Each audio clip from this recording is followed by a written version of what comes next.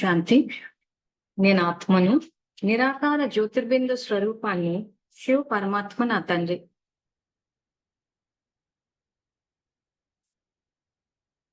నేను ఆత్మను, శాంతి స్వరూపాన్ని, శివ పరమాత్మ నా తండ్రి.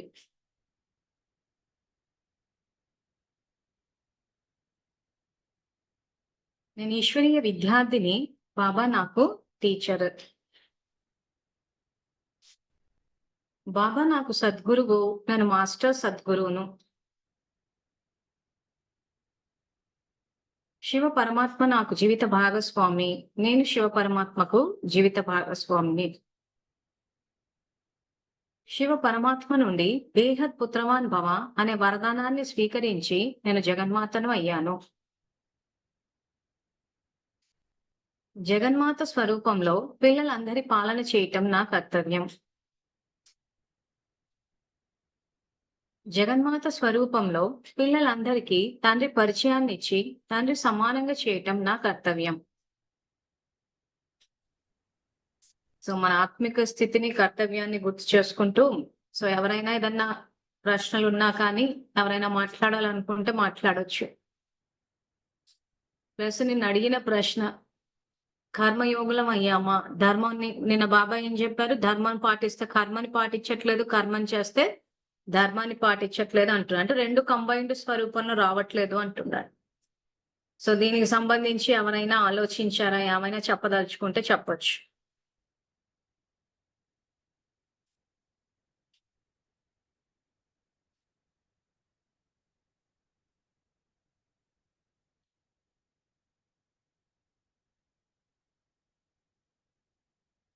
సో ఎవరు ఏమో మాట్లాడేది లేదా? సో అయితే క్లాస్ స్టార్ట్ చేద్దాము.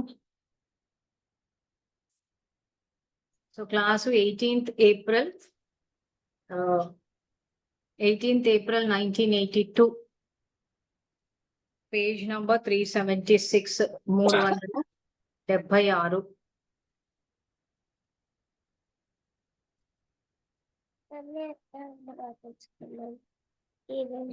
నాతో ఫోన్ చేస్తున్నా.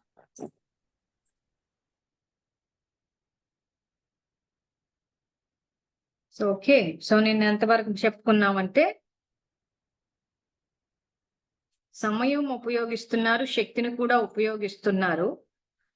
మరి ఈ బ్రాహ్మణ లోక మర్యాదలకు విశేషత లేదా? మరి ఆ లోక మర్యాదల వెనక పడి ధర్మం అంటే ధారణలు మరియు శ్రేష్ఠ కర్మ అయిన స్మృతిని అంటే ధర్మం మరియు కర్మ రెండింటినీ వదిలేస్తున్నారు. అప్పుడప్పుడు వృత్తి యొక్క పథ్యం యొక్క ధారణ అంటే ధర్మాన్ని వదిలేస్తున్నారు. అప్పుడప్పుడు శుద్ధ దృష్టి యొక్క ధర్మాన్ని వదిలేస్తున్నారు. అప్పుడప్పుడు శుద్ధ అన్నం యొక్క ధర్మాన్ని వదిలేస్తున్నారు. మరల తమని తాము సిద్ధి చేసుకోవడానికి చాలా విషయాలు తయారు చేస్తున్నారు. సో ఇప్పుడు ఇలాంటి వాక్యాలు చూడగానే ఈ పదం ఉంది చూసారా? అప్పుడప్పుడు శుద్ధ అన్నం యొక్క ధర్మాన్ని వదిలేస్తున్నారు అంటే ఇలాంటివి పట్టేస్తున్నారు విద్యార్థులు. ఎక్కడైనా అన్నము అని వచ్చిందంటే ఇంకా అది పట్టేస్తున్నారు. బాబానే చెప్పాడు కదా, బాబానే చెప్పాడు కదా. ఇంకా ముందు వెనక్కి ఏం ఉండదా? జ్ఞానం రాంగ్ డైరెక్షన్ లో వెళ్ళింది. ఇదిగో ఇలాంటి క్వార్టర్ నాలెడ్జ్ తోటే. మరజీవ జన్మ తీసుకున్నాము. ఆత్మిక తండ్రి ఆత్మిక పిల్లలతోటి మాట్లాడేటప్పుడు స్థూల జ్ఞానం ఎందుకు మాట్లాడతారు? సో అందుకే ఇప్పటికి చాలా సార్లు చెప్పాం, చదివేటప్పుడు ముందు వెనక తీసి చదవండి అని చెప్పి. సో సబ్జెక్ట్ దేని మీద నడుస్తోంది ఇక్కడ? బ్రాహ్మణ కులం యొక్క మర్యాదని నిలపాలా అంటున్నారు. సో బ్రాహ్మణ కులం అంటే బ్రాహ్మణులు ఎవరు ఇంతటి? ఆత్మిక పిల్లలు. సో ఆత్మిక పిల్లలు ఎలా అయ్యారు వాళ్ళు? మరజీవ జన్మ తీసుకుని, ఇది బేస్ పాయింట్ జ్ఞానం అర్థం కావడానికి. సో ఆత్మిక తండ్రి ఆత్మిక పిల్లలకు ఆత్మజ్ఞానాన్ని బోధిస్తున్నాడు. సో ఆత్మిక తండ్రి ఆత్మ పిల్లలకు చూపించేసి స్థూలమైన అన్నం గురించి చెప్పడానికి రాలేదైనా. అసలు అన్నము శుద్ధి, స్థూల ఆహారం అయినా కానీ శుద్ధి ఉందా అశుద్ధి ఉందా అన్నది మన స్థితి మీద ఆధారపడి ఉంది కదా. గిన్నెలు కడిగామా 10 సార్లు, గ్లాసులకు తోముకున్నామా కాదు కదా పాయింట్. సో ఇప్పుడు ఈ వాక్యానికి ముందు వాక్యానికి వెళ్ళండి. ఎక్కడైతే బాబా శుద్ధ అన్నం గురించి చెప్పారో, సో దానికన్నా ముందేమన్నా అప్పుడప్పుడు శుద్ధ దృష్టి యొక్క ధర్మాన్ని వదిలేస్తున్నారు, అప్పుడప్పుడు శుద్ధ అన్నం యొక్క ధర్మాన్ని వదిలేస్తున్నారు. సో శుద్ధ దృష్టి అనగానే ఏం చేసేస్తున్నారు వీళ్ళు? మళ్ళీ కళ్ళలో కళ్ళు పెట్టి చూసేసుకుంటున్నారు. ఏమంటే బాబా కళ్ళలో కళ్ళు పెట్టి చూసేసుకుంటున్నాడు. ఇంకా నాలాంటి వాళ్ళు మాట్లాడితే మరి మౌంటబుల్ వచ్చి బాబా అందరికి దృష్టి ఇస్తారు కదా అంటున్నా. దృష్టి ఇవ్వడం కాదు, కళ్ళలో కళ్ళు పెట్టి చూసుకోవడం కాదు. సో బాబా మౌంటబుల్ వచ్చి మన కళ్ళలో కళ్ళు పెట్టి చూడటం లేదు. మనం ఎవరినైనా కలిసినప్పుడు సహజంగానే వాళ్ళ వైపు చూస్తాం, పలకరిస్తాం.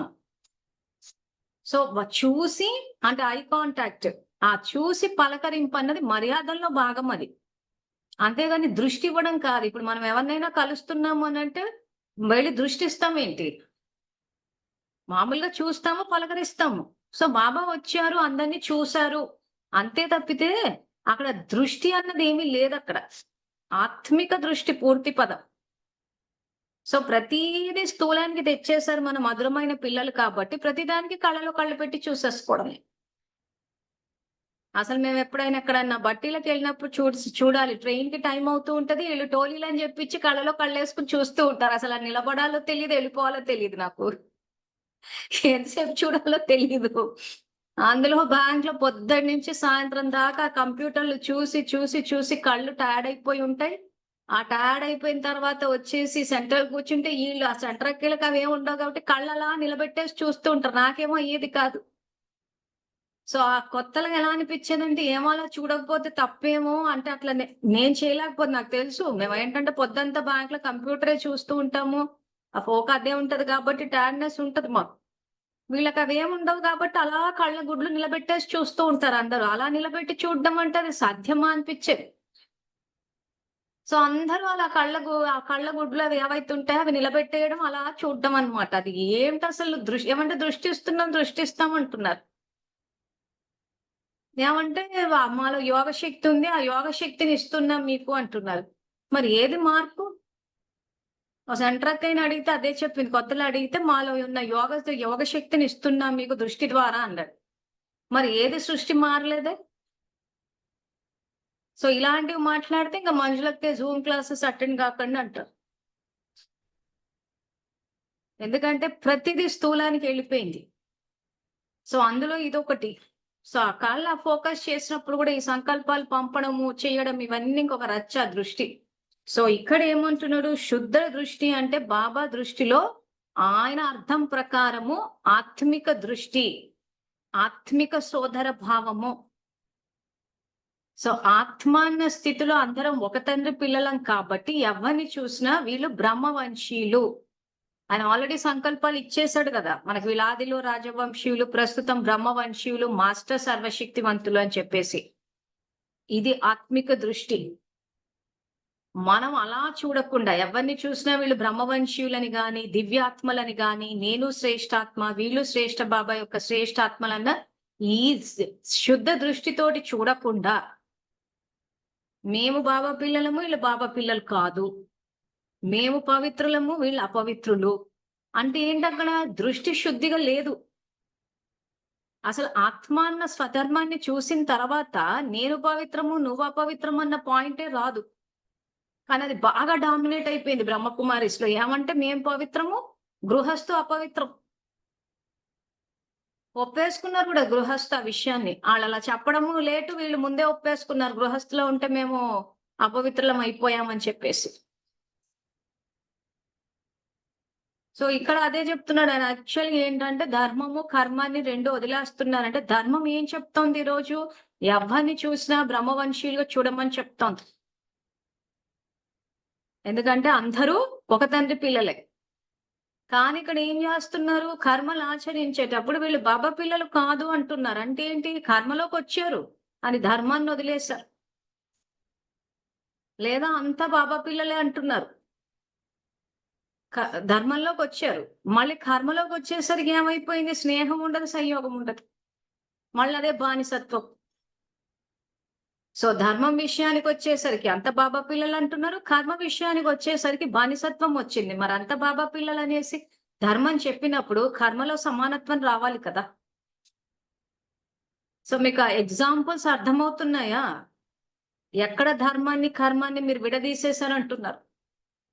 సో విడదీసేసి ఇక్కడ ఏం చేస్తున్నారు? శుద్ధ దృష్టి అనేది పోయింది. ఎందుకు ఇది బాగా డామినేట్ అయిపోయింది? మేం పవిత్రము, వీళ్ళంతా అపవిత్రులు అని అంటే యాక్చువల్ గా వీళ్ళ దృష్టికోణమే ఆ రకంగా ఉంది. సో మేము ఈ సబ్జెక్ట్ మీద రీసెర్చ్ చేసినప్పుడు చూసాం కదా, ఎవరైతే తప్పులు చేశారో వాళ్ళే ఎక్కువ మటుకి పాయింట్ ఫోకస్ చేస్తున్నారు. అంటే మీకు అర్థమయ్యేటట్టు చెప్పాలి అంటే, ఇప్పుడు సపోజ్ నాకు మంచి పేరు రావాలనుకున్నాను అనుకోండి. అప్పుడు నేను ఏం చేయాలి? నా ఇండివిడ్యువల్ కెపాసిటీలో నేను శ్రమ పెట్టాలి. సపోజ్ నాకు జ్ఞానం చెప్పడంలో నాకు పేరు రావాలి అని అనుకున్నాను అనుకోండి. సో అప్పుడు నేను ఏం చేయాలి? నేను మురళిని తీసుకొని చదవాలి. అభ్యాసం చేయాలి. దాని విద్యార్థులకు అర్థం చేయించడానికి ఏ మెథడ్స్ వాడాలి? అంటే వాచాలా చెప్పాలా? గ్రాఫిక్స్‌లో చెప్పాలా? లేకపోతే వాళ్ళకి వన్ టు వన్ ఈ టీచింగ్ మెథడ్స్ ఏవైతే ఉన్నాయో, ఇవన్నీ నేను కూర్చొని డివైస్ చేసుకోవాలి. ఈరోజు నాకు జ్ఞానం చెప్పడంలో మంచి పేరు రావాలి అంటే. ఇది యాక్చువల్‌గా పద్ధతి ధర్మం. ఈ పద్ధతి నేను వాడకుండా సోమరితనంతోటి అంత ఏదో కొంత చదివేసుకుని అలా వచ్చేసి, ఇంకెవరైనా మంచిగా చెప్తుంటే వాళ్ళు సరిగా చెప్పట్లేదు. వాళ్ళు చెప్పే పద్ధతి కరెక్ట్‌గా లేదు. మాట్లాడే పద్ధతిగా అంటే ఏంటి ఇక్కడ? వాళ్ళు చెడ్డవాళ్ళైతే నేను మంచిదాన్నవుతాను. అంటే ఇక్కడ ఏం చేశాను? నా ఇండివిడ్యువల్ కెపాసిటీలో నేను శ్రమ పెట్టి పేరు సంపాదించలేదు. అవతల వాళ్ళని చెడ్డోళ్ళని చేస్తే నేను మంచిదాన్నవుతాను. ఈ స్ట్రాటజీ వాడారు యాక్చువల్‌గా ఈ బ్రహ్మకుమారిలు ఫాలోవర్స్. సో గృహస్థులు తప్పన్నారు. ఎందుకు తప్పు, తప్పు, తప్పు అని అంత పాయింట్ ఔట్ చేశారు అనంటే యాక్చువల్‌గా వీళ్ళే చేస్తున్నారు కాబట్టి. సో అప్పుడేమైతది? మీరు చెడ్డవాళ్ళైతే మేము మంచివాళ్ళం అన్నట్టు, మీరు అపవిత్రులు కాబట్టి మేము పవిత్రమైందని యాక్చువల్‌గా వీళ్ళని ఎవరు పాయింట్ ఔట్ చేయకుండా జాగ్రత్తలు పడ్డారు. కానీ యాక్చువల్‌గా మొన్న వర్ధిని అక్కది విన్నారు కదా! ఇలాంటివి చాలా సెంటర్‌లలో జరుగుతున్నాయి. చాలా మందికి తెలుసు కూడా ఆ విషయం. సో తెలిసి గూడా అలాంటి సంయోగాలిచ్చి వాళ్ళు అక్క తప్పు చేస్తుందని తెలిసి గూడా అక్క గృహస్థుని తప్పు అని అన్నప్పుడు గూడా ఎవరు క్వెషన్ చేయలే. అక్క మమ్మల్ని తప్పు పడుతున్నారు గృహస్థులు. మరి మీరు చేస్తున్న పని గూడా అదే గదా! అని ఒక్కరు క్వెషన్ చేయలే వాళ్ళు. ఆ ప్రశ్న గృహస్థు వేసిన రోజున ఏమై ఉండేదంటే ఇంత చండాలం అయ్యుండేది కాదు. సో ఒక గృహస్థ పరిస్థితి ఎట్లయిపోయిందంటే వాళ్ళని వాళ్ళు తక్కువ అంచనా ఏసేసుకున్నారు. అదేదో పెద్ద తప్పు జరిగిపోయింది. ఏదో పెళ్ళిళ్ళు చేసుకొని పిల్లల్ని కని ఏదైతే గృహస్థ జీవితాన్ని గడుపుతున్నారో అదేదో పెద్ద తప్పన్నట్టు ఫీల్ అయిపోయారు. కానీ యాక్చువల్‌గా ఎక్కడ అట్లా లేదసలు. గృహస్థులో ఉన్నా, గృహస్థులో లేకపోయినా, పెళ్ళైనా, పెళ్ళవ్వకపోయినా ఓకే. ఇక్కడి నుంచి కొత్త జీవితాన్ని మొదలుపెట్టండి. ఇక్కడి నుంచి మరజీవ జన్మ తీసుకొని మరజీవ జన్మ అన్నది ఎలా తీసుకుంటారు? సంకల్పం ద్వారా తీసుకుంటాము. సంకల్పం ద్వారా జన్మ తీసుకుంటున్నాం. సో, మరజీవ జన్మ తీసుకోవడానికి బాబా చెప్పిన సంకల్పం ఏంటి? మెసేజ్ పెట్టండి. మరజీవ జన్మ మీద 2 వీడియోస్ కూడా ఉన్నాయి. సో, నాకు తెలిసి స్టడీ రెగ్యులర్‌గా చేసేవాళ్ళు చూసారని అనుకుంటున్నారు. సో, బ్రాహ్మణ జన్మ ఎలా జరుగుతది సంకల్పం ద్వారా అన్నది కూడా బాబా 2 మురళీలు నడిపారు. సో, ఎలా జన్మ తీసుకున్నాం మనము? బ్రాహ్మణులం ఎలా అయ్యామో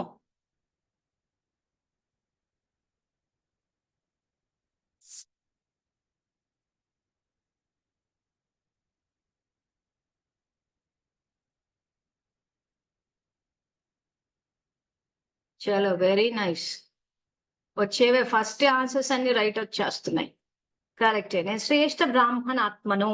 శివ పరమాత్మ నా తండ్రన్న శ్రేష్ఠ సంకల్పం ద్వారా జన్మ జరిగింది. అందరికీ ఇదే రూల్ జన్మ తీసుకోవడానికి. ఇంకా జన్మ తీసుకోవడమే ఆ రకంగా తీసుకున్న తర్వాత, మన గడిచిపోయిన జన్మ యొక్క గృహస్థు గాని, పెళ్లి అవ్వడం గాని, అవ్వకపోవడం గాని ఇవన్నీ ఎందుకు డామినేట్ అవుతున్నాయి? ఎందుకు డామినేట్ అవుతున్నాయి అంటే మనం ధర్మం ఒకటి, కర్మం ఒకటి చేస్తాం కాబట్టి. ధర్మం ఏం చెప్తుంది ఈరోజు? ఎవరిని చూసినా ఆత్మిక దృష్టితో చూడమంటోంది. కర్మలోకొచ్చేసరికి ఏం చేస్తున్నారు? వీళ్ళు బాబా పిల్లలు గాదు. మేం బాబా పిల్లలము. వీళ్ళు పెళ్ళిళ్ళయినాయి. వీళ్ళకి పెళ్ళిళ్ళు కాలేదు. సో, కర్మలో ధర్మం ఎక్కడుంది? మరి ఇంక ఆయన ఆ మాట అనమంటే ఎందుకనరు? మీరు ధర్మాన్ని, కర్మని విడదీశారని జెప్తే. ఈ రోజు ధర్మము అందరూ బ్రహ్మవంశీయులనే చెప్పినప్పుడు, మనం కర్మలోకొచ్చినప్పుడు ఎందుకు గృహస్థన్నాము? ఎందుకు పెళ్లి కాలేదన్నాము? పెళ్లయిందని ఎందుకన్నాము? కర్మలో ఇన్ని ఎందుకొచ్చినాయి అంటే అజ్ఞానం వల్ల.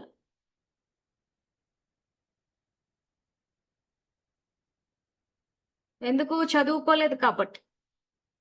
నిజంగా గృహస్థుని అంత లోకువ చేశాడాయన అంటే ఏమీ చేయలేదు. మనకు నిజంగా చెప్పాలంటే ఇంకా అంటే లౌకికంలో పెళ్లిలో ఏదైతే మాటలు అంటారు చూస్తారా వాళ్ళ మీదనే ఎక్కువ నమ్మకం. ఎందుకంటే సేవలకు పోయినప్పుడు చూస్తాం కదా! ఈ పెళ్లి కాని వాళ్ళకన్నా పెళ్ళైన వాళ్ళు ఏదో ఒకటి కష్టపడి చేస్తూనే ఉంటారు పాపం. అసలు కొంతమందికి ఒంట్లో బాగాలేకపోయినా కూడా చెప్పుకోరింక. చెప్పుకొని ఇంక అలా చేస్తూ ఉంటారు. అదే ఈ పెళ్లి గాని యూత్ ఉంటది చూసారా ముందే పడిపోతారు. ఎందుకు భావన లేదక్కడ.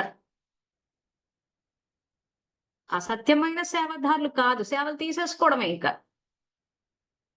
సో ఎంతో కొంత తల్లిపై భావన అన్నది కాబట్టి ఎంతో కొంత యజ్ఞానికి చేయాలి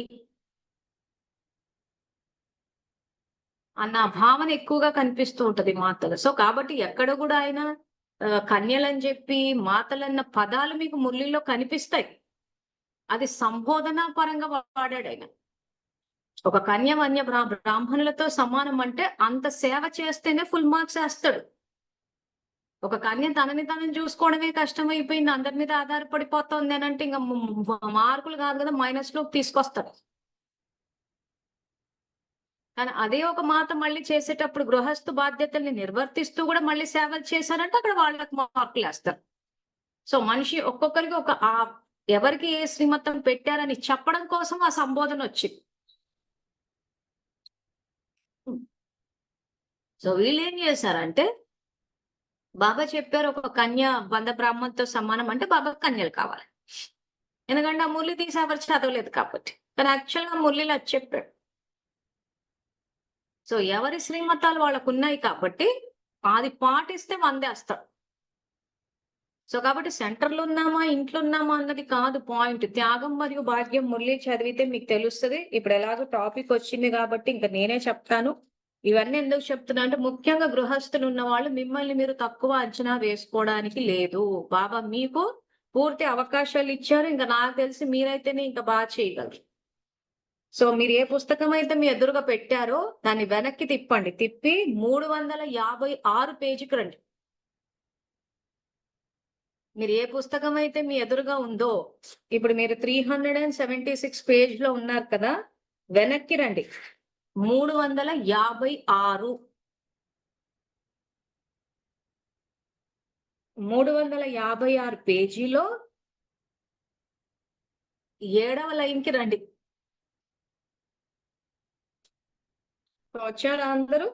సో ఇది 1 ఏప్రిల్ 1982 మురళి త్యాగం భాగ్యం అని ఏదైతే 10 మురళీలు రికార్డ్ చేసి పెట్టామో బాబా 7 డే కోర్స్ నడిపారు. యాక్చువల్ గా 7 మురళీలు ఇక్కడ ఉంటాయి, మిగిలిన 3 వేరే చోటు నుంచి తీసి రికార్డ్ చేశాం. సో ఈ పేజ్ నంబర్ 356 356 ఈ పేజ్ లో పైనుంచి 7వ లైన్ లో సేవాధారి అయి సేవా కేంద్రంలో ఉండటమే శ్రేష్ఠ త్యాగం లేక భాగ్యం అని చెప్పటం లేదు. కుటుంబంలో ఉంటూ నిమిత్తంగా ఉండే ఆత్మలు కూడా త్యాగ వృత్తి ద్వారా మాలలో మంచి నంబర్ తీసుకోవచ్చు. కానీ సత్యమైన మరియు స్వచ్ఛమైన మనసు కలిగిన నిమిత్తమైన వారిగా ఉండాలి. ఇద్దరికీ భాగ్యం పొందే అధికారం ఉంది అంటున్నారు. సో సెంటర్లలో ఉన్న గృహస్థులో ఉన్న ఇద్దరికీ అవకాశం ఉంది, అధికారం ఉంది అంటున్నాడు. కానీ శ్రేష్ఠ భాగ్యాన్ని తయారు చేసుకోవడానికి ఆధారం శ్రేష్ఠ సంకల్పం మరియు శ్రేష్ఠ కర్మ. సో సెంటర్లో ఉన్న శ్రేష్ఠ సంకల్పం మరియు శ్రేష్ఠ కర్మ చేయాలి. గృహస్థులో ఉన్న శ్రేష్ఠ సంకల్పం మరియు శ్రేష్ఠ కర్మ అన్నది ఇక్కడ బేస్ పాయింట్. స్థానం కాదు ఇంపార్టెంట్. సెంటర్లో ఉంటే ఏదో సపరేట్ రూల్స్ ఉండే వాళ్ళకి వేసేస్తారు మార్కులు, ఇంట్లో ఉంటే వేయడం, మౌంటర్కి వెళ్ళిపోతే ఏకంగా ఫస్ట్ ర్యాంక్ వస్తారు. సో ఇవన్నీ ఏంటంటే మన అజ్ఞానం అన్నమాట. మనం చదువుకోకపోవడం వల్ల అలా ఊహించుకున్నాం మనం సెంటర్. కానీ చాలా మంది సెంటర్లను పరిగెడుతూ ఉంటారు. అక్కడికి వెళ్ళి సేవ చేస్తే పుణ్యం వస్తుందని. ఇల్లే సేవాస్థానం అన్నాడు. ఇప్పుడు ఈ మురళిలో ఏం చెప్పాడు? ఇద్దరికీ భాగ్యం పొందే అధికారం ఉంది అంటున్నాడు. కానీ శ్రేష్ఠ భాగ్యాన్ని తయారు చేసుకునే ఆధారం శ్రేష్ఠ సంకల్పం మరియు శ్రేష్ఠ కర్మ, స్థానం కాదు. సెంటర్ కి పోతే కొంత పుణ్యం వస్తుంది, మౌంట్ అబుకి పోతే ఇంకెక్కువ పుణ్యం వస్తుంది. ఇవన్నీ మన అపోహలు. మన కర్మ మన సంకల్పం రెండు సరిగ్గా ఉండాలి. శ్రేష్ఠ సంకల్పం శ్రేష్ఠ కర్మ అంటే మన ధర్మము మన కర్మ రెండు కరెక్ట్గా ఉండాలి. తర్వాత నిమిత్తాత్మైన సేవాధారి ఆత్మైన దీని ఆధారంగా నెంబర్ తీసుకోవచ్చు. ఇద్దరికీ భాగ్యం తయారు చేసుకోవడానికి పూర్తి అధికారం ఉంది. ఎవరు అవ్వాలనుకుంటున్నారో, ఎంతగా అవ్వాలనుకుంటున్నారో అంతగా తయారవ్వవచ్చు. సంగమ యుగానికి వరదాత ద్వారా డ్రామానుసారం వరదానం లభించింది. ఎవరు కావాలంటే వారు శ్రేష్ఠ భాగ్యాన్ని తయారు చేసుకోవచ్చు. సో అందరికి సమాన అవకాశాలు ఇచ్చాడు. ఈ విషయాలు గనక మీరు తెలిస్తే భ్రమించడం ఆపేస్తారు.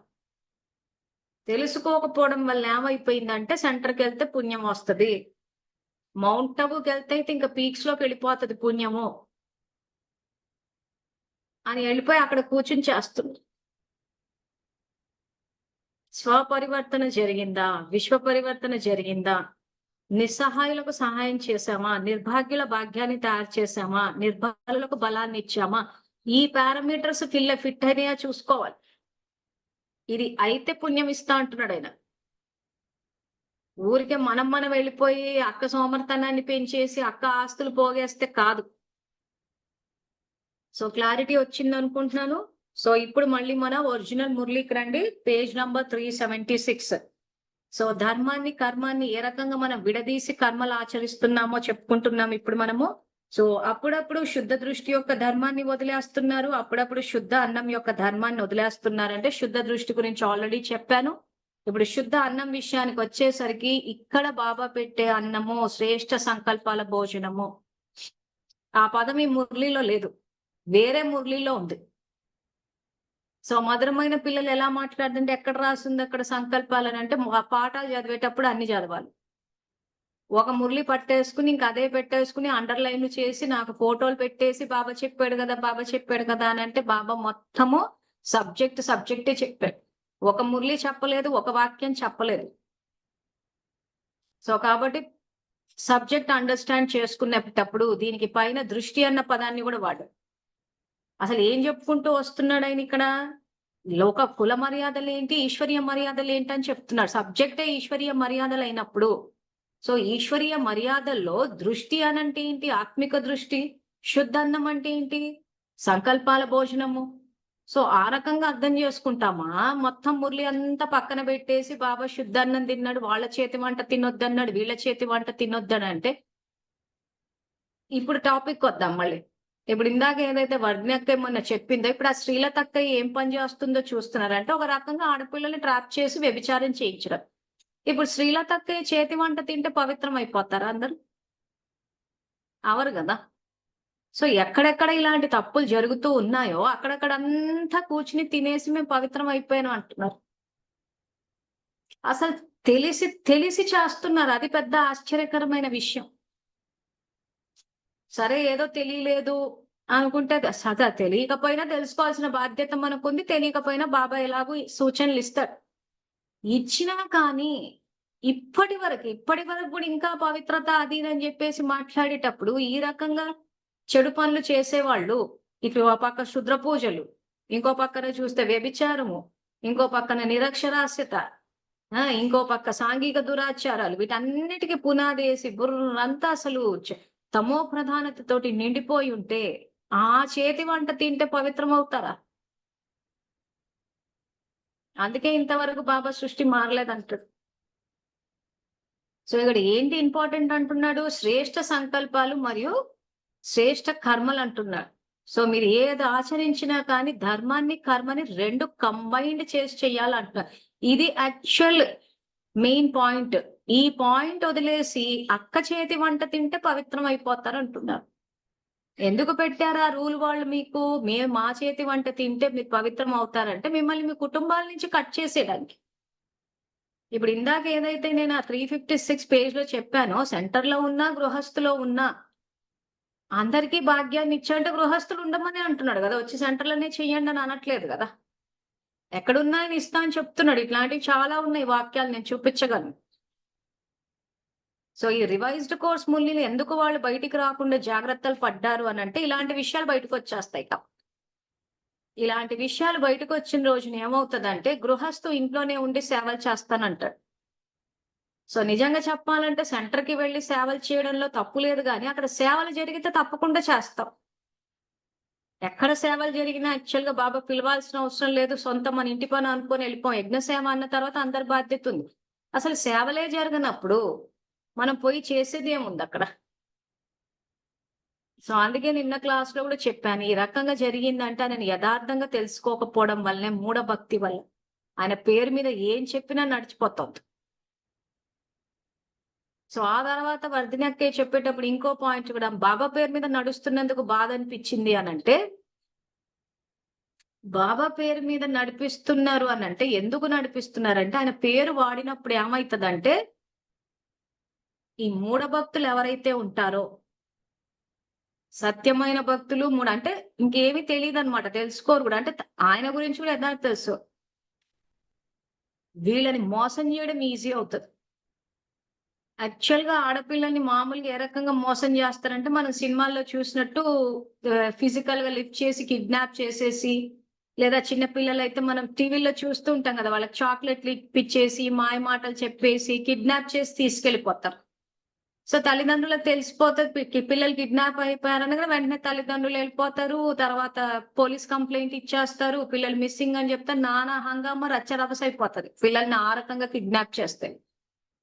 సో ఇవన్నీ లీగల్ ప్రాసెస్ ఇవేవి లేకుండా సొంత తల్లిదండ్రులే తెచ్చి పిల్లల్ని అప్పగించాలంటే ఏం చేయాలి? ఆ మురళిలో ఇలా మన్మతం పెట్టేస్తారు, కన్యలు కావాలన్నాడు అని చెప్పి. ఇంకా మనకి ఏ లీగల్ ప్రాసెస్ ఉండదు, తల్లిదండ్రులే వచ్చి దగ్గరుండి అప్పచెప్పేస్తారు పిల్లల్ని, మేము బాబా సేవకి ఇచ్చుకుంటున్నాము అని చెప్పి. ఇంకా ఆ తర్వాత ఆ పిల్లల పట్ల ఏది జరిగినా ఆ పిల్లలు చెప్పినా ఫస్ట్ తల్లే నమ్మదు. ఎందుకంటే అక్క ఆర్టిస్టు, అక్క ఆల్రెడీ దూడ్చిపెట్టేస్తది తల్లిదండ్రులు. ఏమంటే నువ్వు పవిత్రంగా ఉండాలి, నువ్వు పిల్లల్ని తెచ్చి ఇచ్చేస్తే నువ్వు సత్యుగానికి వెళ్ళిపోతావు అంటది. ఆ తల్లిలో స్వార్థం అన్నమాట. ఈ రోజు బండారాల వేస్తున్నారంటే ఏ ఉద్దేశంతో వేస్తున్నారు? సత్యుగంలో ఫ్లాట్ బుక్ అయిపోవాలి కాబట్టి. సో ఊరికే డబ్బులు వేసేస్తే ఫ్లాట్ బుకింగ్ కాక ఒక అమ్మాయిని కూడా ఇస్తే ఇంకా బాగా సేవ జరుగుతుంది అని చెప్పి అసలు తల్లిలోనే స్వార్థంగా అనిపిస్తుంది. తెలిసి కూడా అట్లా చూస్తుంటే మేము బాబాని చూసిస్తున్నాం, బాబాని చూసి వెళ్తున్నాం, బాబాని చేసి వెళ్తున్నాం. పిల్లలే తప్పు అంటున్నారు ఫైనల్ గా తిప్పితే. ఆ పిల్లలు ఏడుస్తూ కొంతమంది ఆ ఫ్లోలో వెళ్ళిపోతున్నారు. ఆ తప్పు పనులు చేయని వాళ్ళు సూసైడ్లు చేసేసుకుంటున్నారు. ఇంకొంతమంది ఇక అటు ఇటు ఉన్నారనమాట, చేసే తప్పులు చేస్తూనే ఉంటారు. ఏదో బాబా పేరు చెప్పుకుంటారు, లేదా అటు పోయి వాళ్ళకు సహకరించి అక్క మంచిదంటారు, ఇటు పక్క మన దగ్గరకు వచ్చి మంజులక్కయ్య మంచిదంటారు. రెండు దిక్కులుగా అటు వేసుకొని నడిపేసి ఇంకా అలా బతికేస్తున్నారు అంతే. అసలు అది జీవించే విధానమే కాదు. అంటే అసలు మనం బ్రాహ్మణులే అవ్వలేదని అర్థం. ఇంకా ధర్మము కర్మం కాదు కదా, అసలు ఎలా బతుకుతున్నారో ఇంకా వాళ్ళకే తెలుసుకో. సో శ్రేష్ఠ ఇక్కడ ఏదైతే భాగ్యానికి ఆధారం శ్రేష్ఠ సంకల్పాలు, శ్రేష్ఠ కర్మ అంటున్నాయి. ఎక్కడుంది శ్రేష్ఠ కర్మ? సో ఆ పిల్లలకు ఆ పరిస్థితి ఎందుకు వచ్చింది అసలు?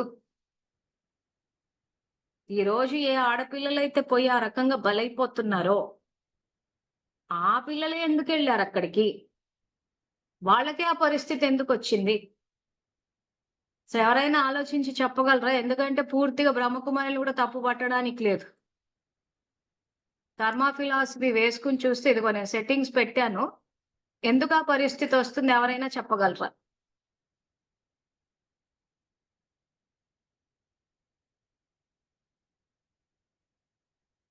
రోజు క్లాసులు వింటున్నది ఇంకా కర్మ ఫిలాసఫీ అర్థం కాలేదా? వాళ్ళు చేసుకున్న దానికే వస్తుంది అక్కయ్య రిటర్న్. ఇది మీరు చెప్పిన జనరల్ స్టేట్మెంట్, ఎవరు చేసుకుంది వాళ్ళకే వస్తది. కరెక్టే. ఈ ఆడపిల్లలు ఎందుకు వెళ్తున్నారు అక్కడికి? ఇప్పుడు కొంతమంది యాక్చువల్ గా అలాంటి పనులు ఇష్టం లేకపోయినా వెళ్తున్నారు. కొంతమంది తెలిసి అటు ఇటు కాకుండా ఉండి అటు పోయి అక్కకు అటు సహకరిస్తారు, ఇటు వచ్చి ఇటు ఉంటారు, చేసే పనులు మాత్రం అంటే అక్కడ తప్పు జరుగుతుందని తెలిసి కూడా ఒక ఆడపిల్ల వెళ్తోందంటే ఇష్టపడి వెళ్తున్నట్టు కదా. బ్రహ్మకుమారుల వర్షన్ ఏంటంటే, మేము ఏ ఆడపిల్లలను కూడా ఇళ్లలో నుంచి లాక్కుని రావట్లేదు అంటున్నారు. 100% రైట్ వాళ్ళు. వాళ్ళు ఏ ఆడపిల్లల్ని కూడా ఇళ్లలో నుంచి ఏదో కిడ్నాపులు చేసినట్టు బలవంతంగా తీసుకురావట్లేదు. చాలా మంది ఆడపిల్లలు ఇష్టపూర్వకంగా వెళ్తున్నారు. ఏమంటే మేము బాబా కోసం వెళ్తున్నాం. ఎందుకంటారు? ఎందుకు ఆ రకంగా వెళ్ళాక బలం? సంస్కారాల కదా.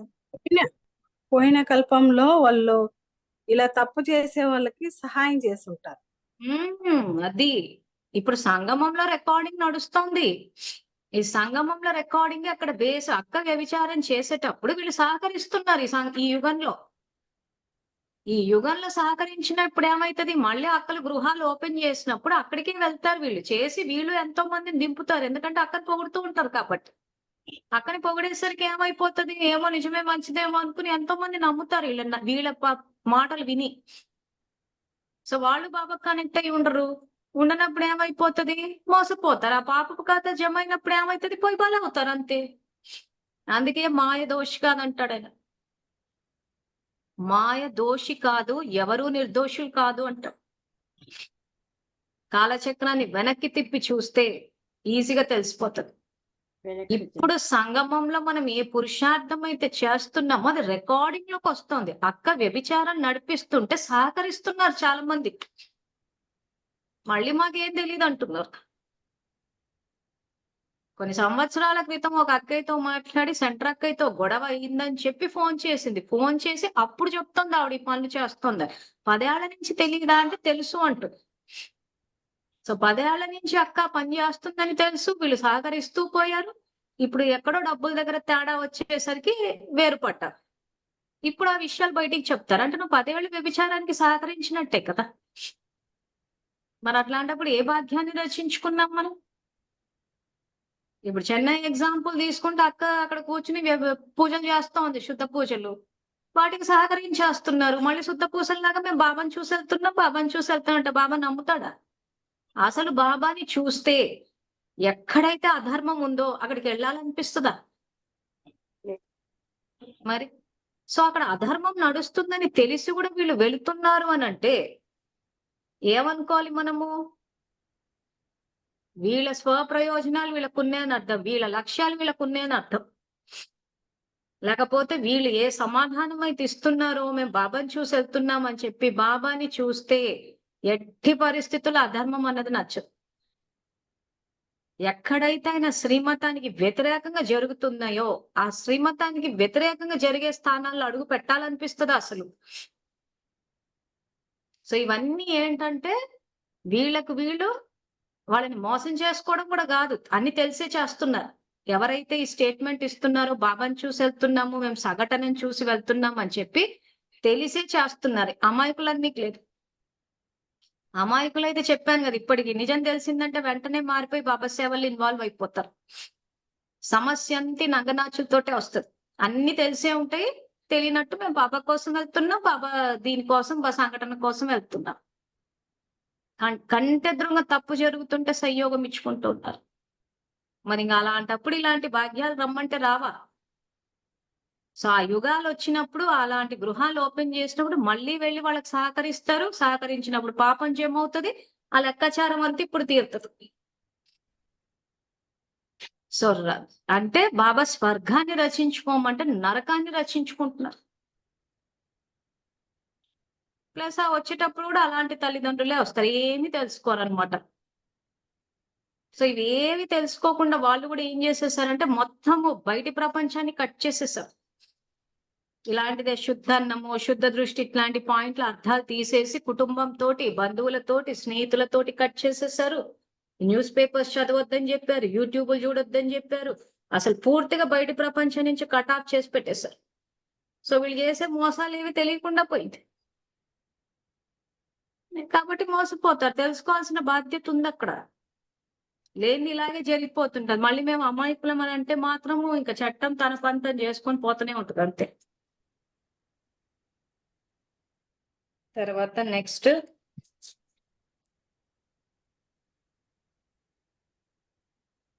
సో ఈ ధర్మాన్ని కర్మ అని చెప్పి ఇక్కడ అప్పుడప్పుడు శుద్ధ దృష్టి యొక్క ధర్మాన్ని వదిలేస్తున్నారు, అప్పుడప్పుడు శుద్ధ అన్నం యొక్క ధర్మాన్ని వదిలేస్తున్నారు. మరల తమని తాము సిద్ధి చేసుకోవడానికి చాలా విషయాలు తయారు చేస్తున్నారు. ఏమంటున్నారు? చేయాల్సి వస్తుంది అంటున్నారు. ఇప్పుడు ఇందాక నేను ఇంత ఎక్స్ప్లెనేషన్ ఏదైతే ఇచ్చానో దీనికే. తప్పులు జరుగుతున్నాయి అక్కడ, ధర్మము లేదు, కర్మ లేదు. కానీ మళ్ళీ ఏం చెప్తున్నారు చెప్పేటప్పుడు? తమని తాము సిద్ధి చేసుకోవడానికి.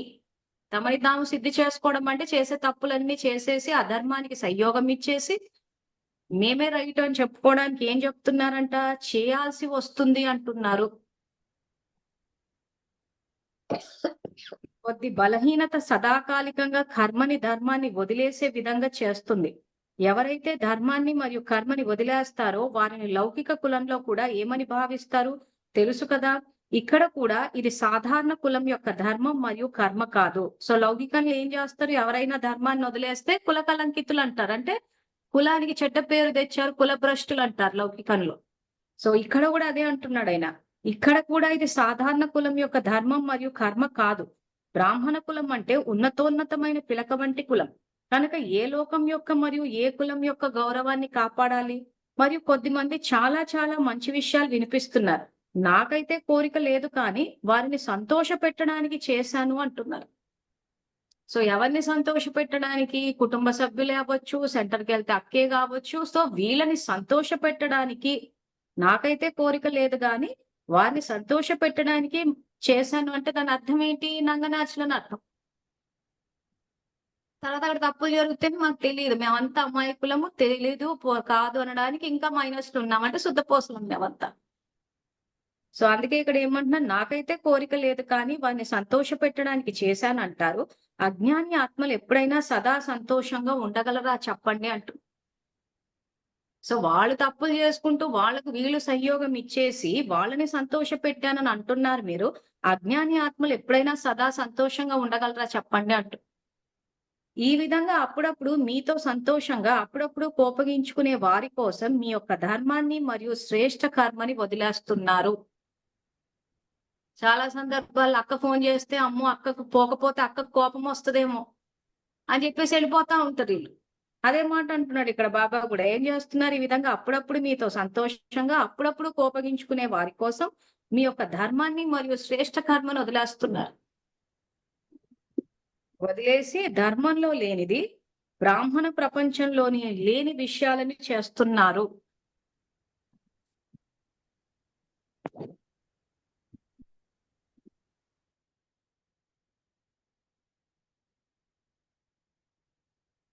సో ధర్మంలో లేనిది, బ్రాహ్మణ ప్రపంచంలో లేని విషయాలు చేస్తున్నారు.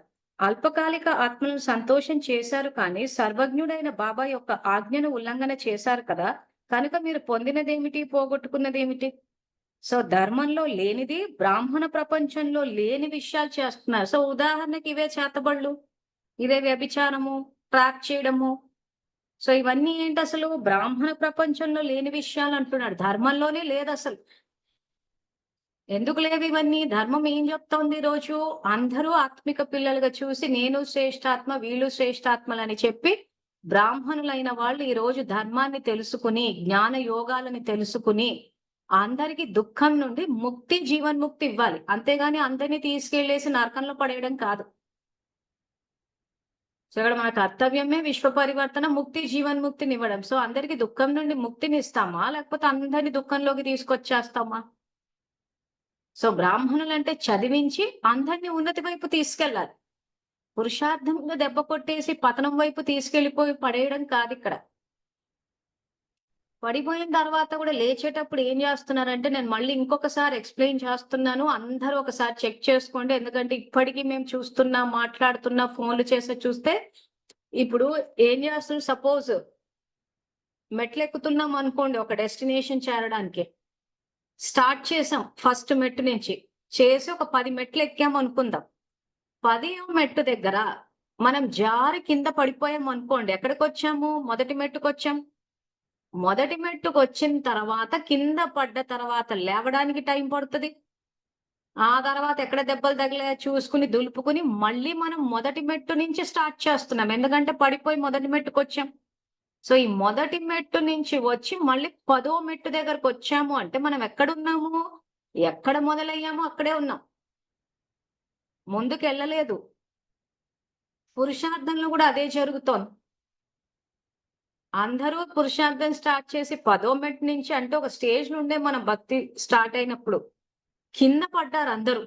ఎందుకంటే ఆత్మిక దృష్టి లేదు, శుద్ధ దృష్టి లేదు, శుద్ధాన్నం లేదు, ధర్మం లేదు, కర్మ లేదు. సో అసలు బ్రాహ్మణ స్థితి నుంచి అక్కడ కింద పడి లేచారు. ఇప్పుడు ఈ మధ్య ఈ యూట్యూబ్లు, జూమ్లు చూసి లేచారు చాలా మటుకు. లేచి ఎక్కడం కూడా మొదలు పెట్టారు. మొదలుపెట్టి ఎక్కడికి వచ్చారు మీరు? ఎక్కడైతే మీరు 10వ స్టెప్ వరకు వచ్చారో అక్కడ వరకు వచ్చారు.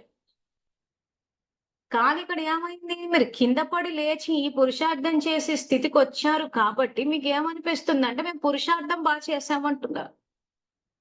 అప్పటికిప్పటికి బాగా మార్పు వచ్చింది. రైటే మీ ఆన్సర్. కానీ ఎక్కడ మొదలయ్యారు అక్కడే ఉన్నారు కదా. సో మీరు ఆ 10వ మెట్టు నుంచి కూడా ముందుకు వెళ్ళి మీరు పైన మొత్తం చేరాల్సిన డెస్టినేషన్ చేరితే మీరు ముందుకెళ్ళినట్టు లెక్క. అంతేగాని ఉన్న చోటు నుంచి కింద పడిపోయి కింద నుంచి లేచి మళ్ళీ అక్కడికి వచ్చి మేము వచ్చేసాము అంటే ఉన్న చోటే ఉన్నారు కదా. సో ఈ విషయాన్ని ఒక్కసారి ఆలోచించండి. సో పురుషార్థాన్ని కరెక్ట్ గా పూర్తిగా చెక్ చేసుకోండి. ముందుకు వెళ్తున్నామా లేదా పడి మళ్ళీ లేచేసి అక్కడికే వచ్చి. సో అప్పుడు ఏమవుతుందంటే శ్రమ ఎక్కువ అవుతుంది ఒకసారి పడి లేచినప్పుడు. సో ఆ పడి లేచి మళ్ళీ 10వ మెట్టుకు వచ్చేసరికి మేము మొత్తం చేసేసాం పురుషార్థం అనుకుంటున్నారు. ఎందుకంటే పడి లేచారు కాబట్టి ఖచ్చితంగా మళ్ళీ ఆ మెట్లు ఎక్కేసి వస్తున్నప్పుడు కొంత ఇంప్రూవ్మెంట్ కనిపిస్తోంది మీ స్థితిలో. మాకు అప్పటికిప్పటికి మా స్థితి బాగుంది బాగుంది బాగుంది అంటున్నారు. స్థితి బాగానే ఉంది కానీ ఎక్కడున్నాము? పురుషార్థం యొక్క అంతిమ స్థితి ఏంటి? మెసేజ్ పెట్టండి ఒకసారి. పురుషార్థం యొక్క అంతిమ స్థితి ఏంటి?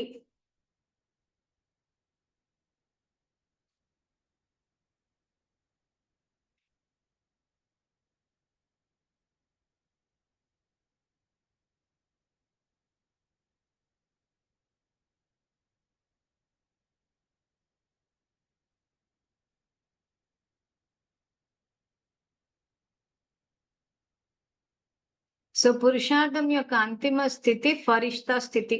అంటే బ్రాహ్మణ్స్ ఫరిష్తా, ఫరిష్తాస్ దేవత. సో ఇక్కడ ఏం జరుగుతుందంటే గ్రూప్ లో మెసేజ్లు పెట్టినప్పుడు ఆ మెసేజ్లు అంటే ఆ సంకల్పాలు అవి తీసేసి అందులో ఫరిష్టాలుగా చెయ్యండి అని చెప్పినప్పుడు ఫరిష్టాలుగా చేసేస్తున్నారు ఆ సంకల్పాలు. కానీ ఎంతవరకు ముందుకెళ్ళి స్థితి తయారైంది అన్నదే పాయింట్. సో చెకింగ్ ఏంటి దీనికి అంటే మీ గడిచిపోయిన గతం ఫుల్ స్టాప్ పెట్టేసి వర్తమానంలో మీరు ఒక సంకల్పం చేస్తున్నారంటే అది సిద్ధిస్తున్నట్టు మీరు ఎక్కడో చోట మీరు ఎక్స్పెరిమెంట్ చేసి చూడాలి. ఎందుకంటే మీరు ఎంత పుణ్యం సంపాదించుకున్నారు ఎంత సంపాదించుకోలేదన్న చెక్కింగ్ మీ ఒక్కరే చేసుకోగలరు, మేము చెప్పలేము. ఎందుకంటే మన పుణ్యం ఎవరితో మ్యాచ్ అవ్వాలి? క్లాసులు కండక్ట్ చేస్తుంది అందుకు మన పుణ్యము మన సంస్కారాలు ఎవరితో మ్యాచ్ అవ్వాలి? సరే పోనీ మన పుణ్యం క్వశ్చన్ స్పెసిఫిక్ గా పెడతాం. పుణ్యం ఎవరితో మ్యాచ్ అవ్వాలి అంటే బ్రహ్మబాబా తోటి మ్యాచ్ అవ్వాలి. మరి అంత బ్రహ్మబాబా తోటి మ్యాచ్ అయితే గానీ ఆయన వంశంలో రాలేం. మరి అంత పుణ్యం చేశారో ఒక్కసారి చెక్ చేసుకోండి. సో ఆయన తోటి మ్యాచ్ అవ్వాలి అని అంటే పూర్తిగా మన బలహీనత బ్రహ్మబాబా చేసిన మొట్టమొదటి పనే ఆయన బలహీనతలన్నీ యజ్ఞంలో వేసేసాడు. మరి ఆ బలహీనతలన్నీ వేసామా చూడండి. లేదా ఇంకా ఏమైనా అధర్మానికి సంయోగం ఇస్తున్నామా? ముఖ్యంగా ఇక్కడ బ్రహ్మకుమారిలు అన్నది కాదు పాయింట్. అధర్మానికి సంయోగం ఇస్తున్నామా ధర్మానికి సంయోగం ఇస్తున్నారా అనేది పాయింట్. మీకు సబ్జెక్ట్ అండర్స్టాండింగ్ కోసం బ్రహ్మకుమారిలు అన్న పేరు చెప్పాల్సి వస్తుంది. ఎందుకంటే కొన్ని వాళ్ళు స్టార్ట్ చేశారు. సో కాబట్టి సంయోగం ఇస్తున్నారు కాబట్టి ఇక్కడ అధర్మానికి సంయోగం ఇస్తున్నారు. సో డైరెక్ట్ గా అధర్మానికి సంయోగం ఇస్తే ఇప్పుడు బాబా చెప్పినట్టు ధర్మము కర్మం అంటే అర్థం కాదు కాబట్టి ఎక్కడ అధర్మం స్టార్ట్ అయింది? సో క్షుద్ర పూజలు ఎక్కడ స్టార్ట్ అయింది? ఇది అధర్మమే. ఎక్కడా లేదు. బ్రాహ్మణ కులంలో ఎక్కడ ఏ ముల్లి చదివినా క్షుద్ర పూజలు చేయమని ఎక్కడ చెప్పలేదు. సో బ్రాహ్మణ ప్రపంచంలో లేని విషయాలు. సో బ్రాహ్మణ ప్రపంచంలో లేదు. ఆ తర్వాత ఈ బ్రాహ్మణులు సత్యుగానికి వెళ్ళినప్పుడు సత్యుగంలో కూడా క్షుద్ర పూజలు ఉండవు, వ్యభిచారం ఉండదు, నిరక్షరాస్యత ఉండదు, వరకట్న ఏమీ ఉండవు అక్కడ సాంఘిక దురాచారం. సో అవి బ్రాహ్మణ ప్రపంచంలో లేని విషయాలకి ఇక్కడ పునాది వేస్తున్నారు. వాటికి ఏమైనా సంయోగం ఇచ్చామా అంటే అధర్మానికి. సో ఇందాక చెప్పినట్టు ఎవరు చేసిందే వాళ్ళకు వస్తున్నారు కానీ ఈ రోజు బ్రహ్మకుమారిల వల్లే మేము ఇట్లున్నామంటే ఇంకా సబ్జెక్ట్ అర్థం కాలేదని అర్థం. మీ అండర్స్టాండింగ్ కోసం చెప్పాల్సి వస్తుంది వాళ్ళ గురించి. సపోజ్ వాళ్ళు సాకారం ముల్లే చదివారనే అన్నారే అనుకుందాం. ఎక్కడో బాబా ఇండికేషన్ ఇచ్చే ఉంటాడు. ఇప్పుడు నేను చదువు పూర్తయింది, చదువు యొక్క రూపం పాయింట్స్ ఇప్పుడు నడవదన్న విషయం మాకెట్లా ఇండికేషన్ ఇస్తే మేము బయటికి తీసుకొచ్చామో వాళ్ళందరికీ ఇచ్చే ఉంటారు. కానీ మనం ఇంకా అదే చదువుతున్నాము అని అంటే మనం అధర్మానికే సంయోగం ఇస్తున్నాం. అంటే ఏమైంది? మనం మురళి చదువుతున్నాం ధర్మం ఆచరిస్తున్నాం, ధర్మం ఏది అక్కడ? సో ధర్మం ఎవరు చెప్పాలి ఈరోజు? శివబాబానే చెప్పాలి. ఆయన ఆల్రెడీ చెప్పేశాడు ఆ విషయాన్ని. చెప్పేసిన తర్వాత మనం పాటిస్తున్నామా? పాటించట్లేదు. ఎందుకు పాటించట్లేదు? ఆత్మలని సంతోష పెట్టడానికి. సో ఇప్పుడు మురళిలోకి రండి. ఏమని? అప్పుడప్పుడు సంతోష పెట్టడానికి, అప్పుడప్పుడు కోపగించుకునే వారి కోసం మీరు ఇవన్నీ ధర్మాన్ని, శ్రేష్ట కర్మను వదిలేస్తున్నారు. కానీ ఇక్కడ పాయింట్ అని ఏమడుగుతున్నాడు? అజ్ఞాని ఆత్మ సంతోషిస్తారా అంటున్నాడు. సో సెంటర్ అక్కయ్యని సంతోష పెట్టడానికి ఇప్పటికీ చాలా మంది ఆ సాకార మూల్య చదువుతూ ఉన్నారు. కానీ నిజంగా మీరు చదవడం వల్ల అక్కేమన్నా సంతోషంగా ఉందా? లేదు కదా. సో అప్పుడు ఏమైపోతుంది? వీళ్ళకు చదివే వాళ్ళందరికీ ఏమనిపిస్తుంది అంటే, మేము రోజు ముల్లి చదివేసుకుంటున్నాం, బాగా సేవ చేస్తున్నాం అనుకుంటున్నారు. ఆయన అసలు శ్రీమతమే పెట్టినప్పుడు అది సేవ కింద ఎట్లా తీసుకుంటాడు? ఇప్పుడు సెంటర్ అక్కయ్యలు రోజు పొద్దున ఏళ్ల తరబడి కూర్చుని సాకారం ముల్లి చదువుతూ ఉన్నారు. అసలు ఆ రకంగా సంవత్సరాల తరబడి ఒక ఆత్మ ముల్లి చదువుతుందంటే ఎంత పుణ్యం జమ అవ్వాలి? కానీ జమ అయిందా? మెజారిటీ చూడండి అసలు 10th వరకు కూడా టచ్ అయ్యి ఉంటారు సెంటర్కి. అసలు చాలా మందిని అసలు వాళ్ళ ఎడ్యుకేషనల్ బ్యాక్గ్రౌండ్ లాస్ట్ వరకు చూసుకుంటే అసలు ఎవ్వరు కూడా హైలీ క్వాలిఫైడ్ అంటే ఇప్పుడున్న ఈ చదువుల ప్రకారము ఎవ్వరూ ఉండరు. ఇంచుమించు అంతా 10th ఫెయిల్ ఆ రేంజ్ లోనే ఉంటారు. మరి సంవత్సరాల తరబడి ముల్లి చదివినప్పుడు బాబా ప్రాప్తులు ఇస్తా అన్నప్పుడు మరి ఆ చదువు అన్న విద్యాన్ని దానం చేసినందుకు ఆ ప్రాప్తి వీళ్ళు ఆఖరి జన్మ వరకు లాగాలి కదా. ఈ రోజు మనం ఒక చదువు అంటూ చదువుకున్నామంటే అది మనల్ని స్వతంత్రుల్ని చెయ్యాలి, మనల్ని అధికారులుగా చెయ్యాలి. ఆ చదువు మనకు ఉపయోగపడాలి, మన సంపాదన మనకు ఉండాలి. ఆ పరిస్థితి లేదు అక్కడ ఎవరికి.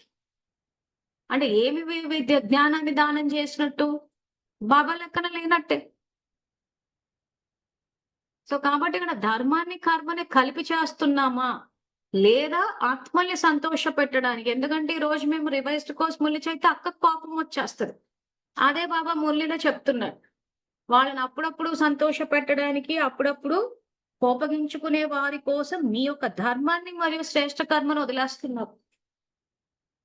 సో వదిలేసి ధర్మంలో లేనిది, బ్రాహ్మణ ప్రపంచంలో లేని విషయాలు చేస్తున్నారు. అల్పకాలిక ఆత్మలను సంతోషం చేశారు కానీ, సో సాకార మురళి చదివి అల్పకాలికంగా ఆత్మల్ని సంతోషం చేశారు కానీ సర్వజ్ఞుడైన బాబా యొక్క ఆజ్ఞను ఉల్లంఘన చేశారు కదా.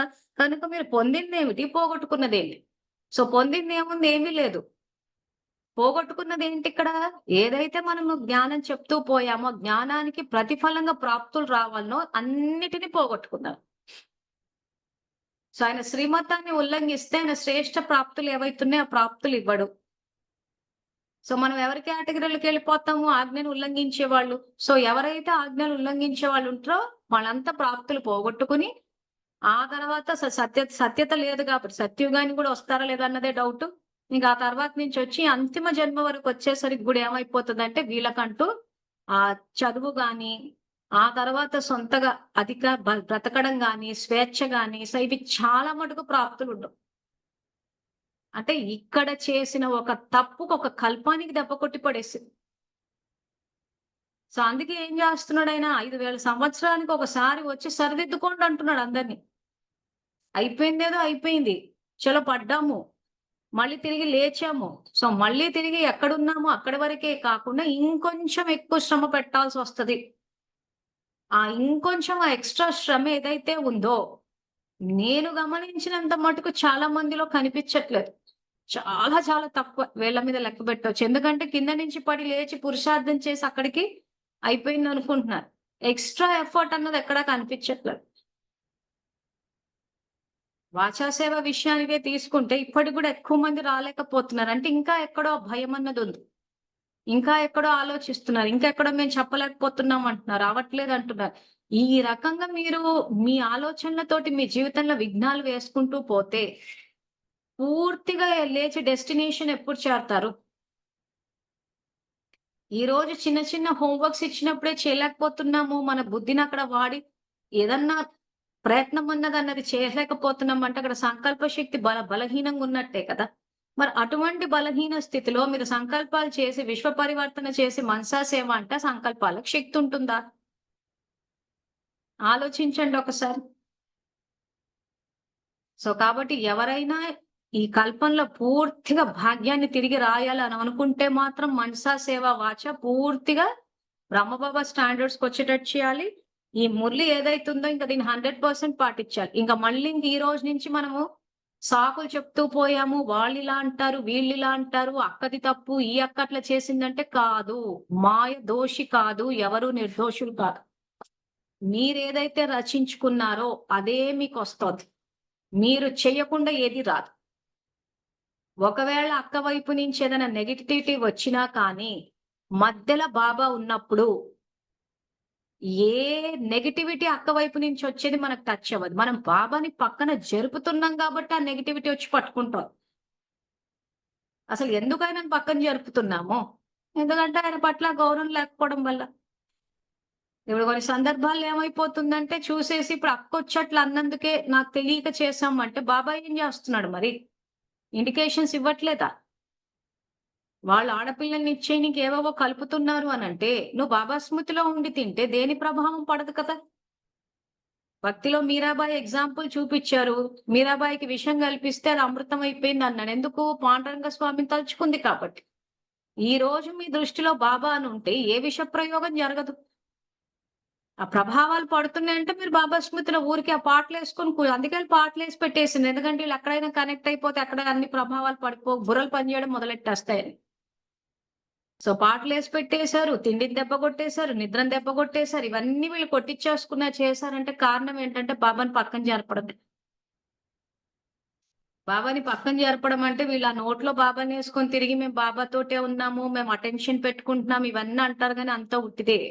నిజంగా ఆయనని గనక చూస్తే మాత్రము ఏ నాడు అధర్మానికి సంయోగం లేదు. అసలు ఆత్మ ఒప్పుకోదు అధర్మాన్ని. ఇంకా ఆ తర్వాత ఇవన్నీ చెప్తున్నారు అక్కడ కూర్చోబెట్టేసి సంతోష పెట్టడానికి చేసాం వాళ్ళు అన్నారంటే ఆయన క్లియర్ గా చెప్తున్నాడు ఈ మురళిలో మీరు ధర్మాన్ని కర్మని విడతీశారు, ధర్మాన్ని వదిలేశారు. అల్పకాలిక ఆత్మల సంతోషం కోసం చేస్తున్నారు మీరు. సో పొందింది ఏంటి, పోగొట్టుకున్నది ఏంటి అంటారు. అందుకే ఇలాంటి మురళిలు మేము ముందే చదువుకున్నాం కాబట్టి ఎవరైనా బాబాని చూసి వెళ్తున్నాము, సంఘటన కోసం వెళ్ళామంటే అస్సలు నమ్మనేనైతే. కానీ ఏమంటే ఇంకా ఆ టైంకి చెప్తే హర్ట్ అయిపోతారు అన్నట్టు ఊరుకుంటున్నామే తప్పితే యాక్చువల్ గా తెలిసే వెళ్తున్నారు, తెలిసే తప్పులు చేస్తూ. ఎందుకంటే ప్రతి నిమిషం ఇండికేషన్స్ ఇస్తూనే పోతున్నారు. వీళ్ళ సొంత లక్ష్యాలు వీళ్ళకు ఉన్నాయి కాబట్టి బాబాని చూసిపోతున్నాము, సంఘటనను చూసిపోతున్నాం అంటున్నారు కానీ అంతా ఉట్టిదే. సో ఈ మురళి క్లాస్ అయిపోయాక కూడా అందరు చూసుకుని మీ సొంత జీవితాలు చూసుకోండి, ఎక్కడ ధర్మాన్ని ఎక్కడ కర్మని విడతీసేసామని. సో సాకార మురళి, అవ్యక్త మురళి దగ్గర నుంచి ఎక్కడెక్కడ తప్పులు చేశారో చూసుకుని బాబాను ఒకసారి క్షమించమని అడిగి మొత్తం భాగ్యాన్ని మళ్ళీ రికార్డింగ్ ప్రాపర్ గా చేయాలి. నేను ఎగ్జాంపుల్ ఇచ్చేటప్పుడు మెట్ల ఎగ్జాంపుల్ ఇచ్చాను కానీ ఆత్మలో మీ రికార్డింగ్ అన్నది ప్రాపర్ గా జరగాలి. సో నెక్స్ట్ అందుకే బాబా ఇక్కడ ధర్మంలో లేనిది, బ్రాహ్మణ ప్రపంచంలో లేని విషయాలు చేస్తున్నారు. అల్పకాలిక ఆత్మలను సంతోషం చేశారు కానీ సర్వజ్ఞుడైన బాబా యొక్క ఆజ్ఞను ఉల్లంఘన చేశారు కదా. కనుక మీరు పొందినది ఏమిటి, పోగొట్టుకున్నది ఏమిటి? ఈ లోకం ఇప్పుడు సమాప్తి అయ్యేది ఉంది. నలువైపులా అగ్ని యొక్క పుల్లలు పెట్టుబడి ఉన్నాయి. పుల్లలు అంటే తయారీలు. ఈ పుల్లలను తీసేసి అగ్నిని ఆర్పేద్దామని ఎంత ప్రయత్నం చేసినా, ఎంత ఆలోచించినా కానీ ఇంకా పుల్లలు ఎక్కువైపోతున్నాయి. హోలీకి కాలుస్తున్నారు, అప్పుడు పెద్దవారితో పాటు చిన్నపిల్లలు కూడా పుల్లలు పోగు చేస్తారు కదా. ఇంటి నుండి పుల్లలు తీసుకువస్తారు. దానిలో వారికి అభిరుచి ఉంటుంది. ఈ రోజుల్లో అయితే చిన్న చిన్న పట్టణాల వారు కూడా చాలా అభిరుచిగా పండగలు జరుపుతున్నారు. లోక మర్యాదల కోసం బ్రాహ్మణుని దేవతలుగా అయ్యే మీ అవినాశీ లోకం యొక్క మర్యాదలను మర్చిపోతున్నారు. అద్భుతం చేస్తున్నారు కదా. ఇది నిలుపుకోవడమా లేక పోగొట్టుకోవడమా? కనుక బ్రాహ్మణ కులం యొక్క మర్యాదలను సదా స్మృతిలో ఉంచుకోండి. మీరు ఒంటరిగా లేరు, ఉన్నత కులానికి చెందిన వారు కనుక శ్రేష్ఠ కులం యొక్క గౌరవాన్ని కాపాడండి అంటున్నారు. సో ఇక్కడ బాబా ఎగ్జాంపుల్ ఇచ్చేటప్పుడు ఏమి ఇచ్చాడు, ఇక్కడ హోలీ గురించి ఇచ్చాడు. సో హోలీ మంటలు ఏమవుతుంది, యోగాగ్నిలో మన యొక్క లోక మర్యాదలు ఇందాక చెప్పినట్టు ఏదైతే అల్పకాలిక ఆత్మల్ని సంతోష పెట్టడం కోసం చేస్తున్నా అవన్నిటిని ఆ యోగాగ్ని లేసి కాల్చేసి పవిత్రం కావాలి. సో ఆ ఎగ్జాంపుల్ ఇచ్చేటప్పుడు ఇక్కడ ఏమవుతుంది, ఇప్పుడు ఈ లోకం సమాప్తి అయ్యేది ఉంది. నలువైపులా అగ్ని యొక్క పుల్లలు పెట్టబడి ఉన్నాయి. సో పుల్లలు అన్న చేసినప్పుడు ఏమవుతుంది, మీరు ఎన్ని అంటే కొంతమంది ఏం చేస్తున్నారు, ఇక్కడ అగ్నిని ఆర్పేద్దామని ప్రయత్నం చేస్తున్నారు. సో ప్రయత్నం చేసినా ఏమైపోతుంది, ఎక్కడెక్కడి నుంచో ఆ పుల్లలు వచ్చేసి, పుల్లలు అంటే తయారీలు, ఈ పుల్లలను తీసేసి అగ్ని ఆర్పేద్దామని ఎంత ప్రయత్నం చేసినా, ఎంత ఆలోచించినా కానీ ఇంకా పుల్లలు ఎక్కువైపోతున్నాయి అంటున్నాడు. అంటే ఇండైరెక్ట్ గా నీట్ గా చెప్పాడు. ఎవరికి చెప్పాడు? మన ఫస్ట్ రో క్యాండిడేట్స్ ఉన్నారు కదా, ఆయన మౌంట్ అబుల స్టేజ్ మీద ఉన్నప్పుడు, స్టేజ్ స్టార్టింగ్ ఉంటారు కదా మధురమైన పిల్లలు, ఈ ప్రకాశ్మణి దాది, జానకి దాది, ఈ అన్నయ్యలు. సో వాళ్ళకు టచ్ అయి ఉంటది ఈ పాయింట్. ఎందుకంటే అగ్నిని ఆర్పే ప్రయత్నం వాళ్ళే చేస్తున్నారు. ఆయన 82లో ఈ మురళి చెప్పానంటే బ్రాహ్మణ కులం మర్యాదలు పోయినాయి, కుల మర్యాదలని అప్పుడే గుర్తించాడు ఆయన. మనం ఇప్పుడు చదువుకుంటున్నాం ఈ మురళి, అంటే నేను ఎప్పుడో చదివాను. సో బాబా అప్పుడే గుర్తించి అప్పుడే చెప్పాడు, మీరు అగ్నిని ఆర్పేద్దామని ప్రయత్నించినా కానీ పుల్లలు వస్తాయని అంటే బయట నుంచి పడుతూనే ఉంటాయని అర్థం. యజ్ఞాన్ని రచించింది అని అక్కడ మౌంట్ అబు, అక్కడి నుంచి రచిస్తుంటే వాళ్ళు ఆర్పే ప్రయత్నం చేస్తుంటే ఇక్కడ ఏమవుతుంది అన్నాడు, పుల్లలు ఎక్కువ అవుతున్నాయి అని చెప్పాడు. అంటే చాలా నీట్ గా చెప్పాడు. తర్వాత ఇంకేం చెప్పాడు, ఎంత ప్రయత్నం చేసినా ఆలోచించినా కానీ ఇంకా పుల్లలు ఎక్కువైపోతున్నాయి, హోలీకి కాలుస్తారు. అప్పుడు పెద్దవారితో పాటు చిన్నపిల్లలు కూడా పుల్లలు పోగు చేస్తారు, లేదా ఇంటి నుండి పుల్లలు తీసుకుని వస్తారు. దానిలో వారికి అభిరుచి ఉంటది అంటున్నారు. సో హోలీ పండుగ ఇప్పుడు ఏం చేస్తారు, పెద్దలు చేస్తే చిన్నపిల్లలు కూడా తీసుకొచ్చి చేస్తుంటారు, గమనించే ఉంటారు మీరు కూడా. సో ఆ చిన్నపిల్లలు ఇంకా ఎక్కువ ఇంట్రెస్ట్ ఉంటుంది వాళ్ళకి, ఆ పుల్లలు తెచ్చి మంటలు వేయాలని చెప్పి. సో పరిగెడుతూ ఉంటారు, చిన్న చిన్న పుల్లలన్నీ తెచ్చి ఆ మంటలు వేస్తుంటారు. బాబా అదే అంటున్నారు, వాళ్ళకి అభిరుచి కూడా ఉంటది అంటున్నాడు. అంటే ఏంటి, ఈ పెద్ద తలకాయలు ఎవరైతే ఉన్నారో ప్రకాశ్మణి దాది, జానకి దాది, ఈ పెద్ద తలకాయలు ఎంత ఆర్పేద్దామని ప్రయత్నం చేసినా ఈ చిన్నపిల్లలు పరిగెట్టుకుంటూ వెళ్ళిపోయి వేసేస్తూ ఉంటారు పుల్లలు. అంటే యజ్ఞానికి సంయోగం ఇస్తారనమాట. సో యజ్ఞానికి సంయోగం ఇవ్వడం వల్ల ఏమైతుంది, అగ్ని ఆరిపోకుండా రగులుతూనే ఉంటది. సో దాంట్లో ఏమైతుంది, తమో ప్రధానత అన్నది సమాప్త అవుతూనే ఉంటది. అంటే ఇండైరెక్ట్ గా చెప్పాడు, మీరు ఎంత యోగాగ్ని అంటే రుద్రజ్ఞాన యజ్ఞాన్ని ఎంత ఆర్పేద్దామని ప్రయత్నించినా కానీ అది నడుస్తూనే ఉంటది. అంటే పుల్లల నలువైపులా అగ్ని యొక్క పుల్లలు పెట్టబడి ఉన్నాయి. సో కాబట్టి పుల్లలను తీసేసి అగ్నిని ఆర్పేద్దామని ఎంత ప్రయత్నం చేసినా, ఎంత ఆలోచించినా కానీ ఇంకా పుల్లలు ఎక్కువైపోతాయి అంటారు. సో హోలీకి కాలుస్తారు, అప్పుడు పెద్దవారితో పాటు చిన్నపిల్లలు కూడా పుల్లలు ప్రోగు చేస్తారు, లేదా ఇంటి నుండి పుల్లలు తీసుకువస్తారు. దానిలో వారికి అభిరుచి ఉంటుంది. ఈ రోజుల్లో అయితే చిన్న చిన్న పట్టణాల వారు కూడా చాలా అభిరుచిగా పండగలు జరుపుతున్నారు. లోక మర్యాదల కోసం బ్రాహ్మణుని దేవత అయ్యి మీ అవినాశి లోకం యొక్క మర్యాదలు మర్చిపోతున్నారు అంటున్నారు. సో మొట్టమొదటి మర్యాద ఏంటి ఇక్కడ, సంగమయుగి మర్యాద, బ్రాహ్మణ కులం యొక్క మర్యాద, నేను శ్రేష్ఠాత్మ, వీరు శ్రేష్ఠ బాబా యొక్క శ్రేష్ఠాత్మలు. సో కాబట్టి ఇది నిలుపుకోవడమా లేక పోగొట్టుకోవడమా? సో ఆత్మిక స్థితి ఉందా అంటే లేదు. సో నిలుపుకున్నామా పోగొట్టుకున్నామా అంటే, ఇప్పుడు బాబా అడిగే ప్రశ్నను బట్టి అయితే ఆత్మిక స్థితిలో లేకుండా ఉన్నామంటే మాత్రం పోగొట్టుకున్నట్టే. కనుక బ్రాహ్మణ కులం యొక్క మర్యాదలను కూడా స్మృతిలో ఉంచుకోండి. మీరు ఒంటరిగా లేరు, ఉన్నత కులానికి చెందిన వారు కనుక శ్రేష్ఠ కులం యొక్క గౌరవాన్ని కాపాడండి అంటున్నాను. సో మళ్ళీ రేపు మిగిలిన మురళి చదువుకుందాము. సో మళ్ళీ రేపు కలుద్దాము. అంతవరకు థ్యాంక్ యూ. Om Shanti.